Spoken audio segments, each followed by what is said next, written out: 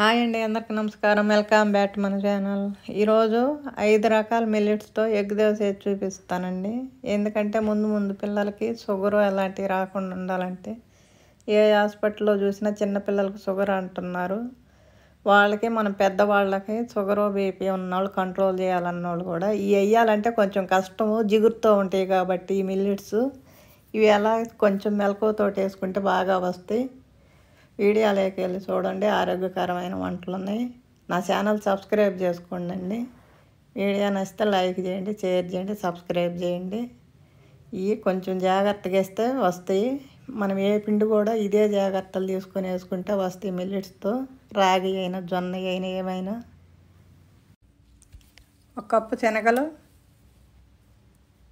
1 cup బియ్యం, 1 cup మినుములు, 1 cup ఉలవలు,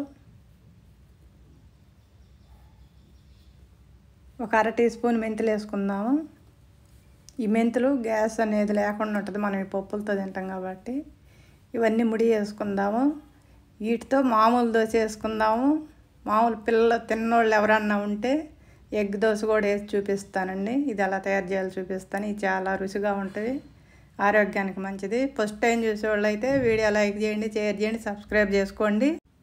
2 సార్లు నీళ్లు పోసి వాష్ చేసి 6 గంటలు నానబెట్టాను. నీళ్లు పోసి ఆ నీళ్ళు వంచేసి మళ్ళీ వేరే నీళ్ళు పట్టాను. వీటిలోకి బాగా నానియి. ఇవన్నీ మిక్సీ జార్లో వేసుకుందాము.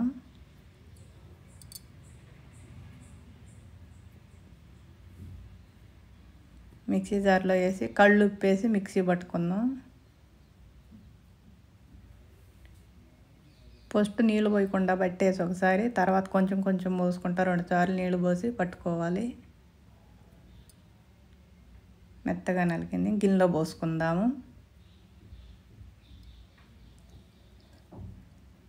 ఈ మిక్సీ జార్లో ఇంకొన్ని నీళ్ళు పోసుకొని అంతా తొలిపి దీంట్లోనే పోసుకుందాం, పిండిలోనే.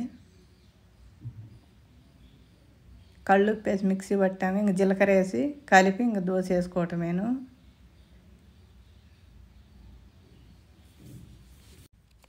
నాన్ స్టిక్ పెనం మీద వేసుకుందాం ఇప్పుడు దోశ. ఐరన్ పెనం మీద, నాన్ స్టిక్ పెనం మీద రెంటి మీద చూపిస్తాను. ఎందుకంటే ఇవన్నీ మిల్లెట్స్తో వేసినవే కదా, జిగురు ఎక్కువ ఉంటుంది. లో ఫ్లేమ్లో పెట్టి వేసుకోవాలి. హైలో పెట్టామంటే రావు. ఆయిల్ వేసుకున్నాము. ఆయిల్ వేసుకుని ఒకవైపు గాలిన తర్వాత రెండో వైపు తిప్పి కాల్చుకొని తీసేసుకుందాము. ఐరన్ పెనం మీద వేస్తున్నాను. హైలో పెట్టకుండా లో ఫ్లేమ్లో పెట్టి వేసిన తర్వాత హైలో పెట్టుకోవాలి.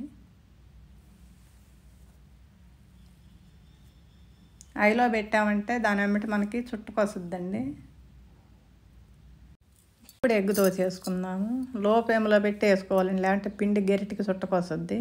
హైలో పెడితే వేసినాక హైలో పెట్టాలి. ఆయిల్ వేసాము, ఉప్పు కారం చల్లుకున్నాం. కొంచెం కాలనిచ్చి ఎగ్ పోసి వేసుకుందాం.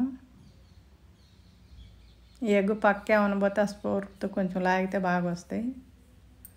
తిరగతిప్పి కాల్చుకుందాము. ఇంక తీసుకోవటమేనండి. వీడియో నచ్చితే లైక్ చేయండి.